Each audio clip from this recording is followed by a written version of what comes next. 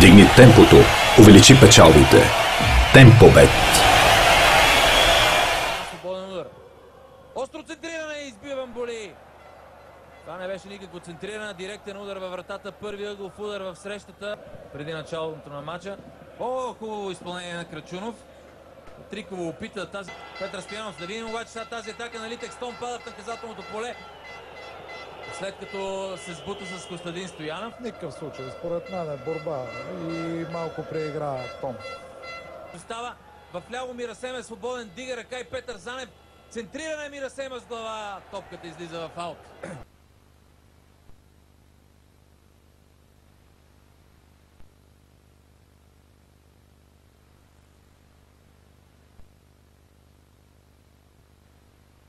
Пред Галчев той спира, намира Зико. Зико в опасна близост, обръща се и стреля.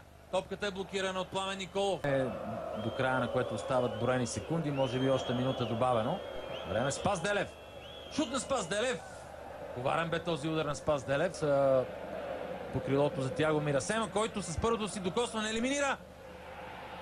О, какво спасяване на Райс Боли в 51-та минута, след като доста добра работа свърши Тяго Мирасема. От лявата страна своите атаки. Сега пък и това позволи от някъде да изскочи. 1-0 за ЦСКА. 1-0 за ЦСКА в 54-та минута. И това позволи на Зико да изскочи зад гърба му, който продължи топката за Грегори Ненелсън. Не изчисти, видяхте и това как позволи на Зико да изскочи и как двама футболисти матираха четирима. Значи за мен вече и на места на Занев е много... Пенев на резервната скамейка на Литекс са нападатели като Джерманович, като Селио Кодо. Двама чисти нападатели. Сега да видим какво ще бъде решението. Опа, червен картон в ръката на Ивайло Стоянов и той е за Том. Има обаче още един червен картон на Райс Мболи.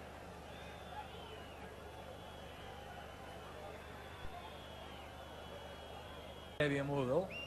Удар на Зико от коварна топка, както вече споменах. Тупна пред вратаря, обаче той...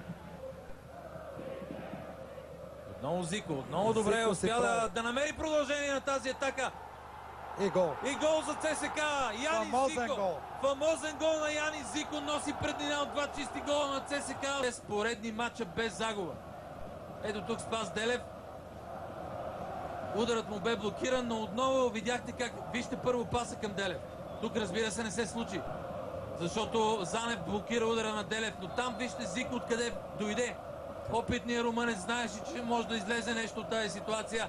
Отиде, прояви афинитет към топката. 80-та минути. 4 от 12-те му гола. Сега грешка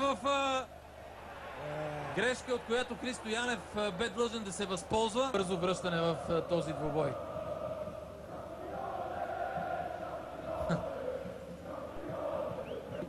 С Лудогорец. Серията на Литекс от 36 поредни матча без загуба в първия ни ешелон в А група.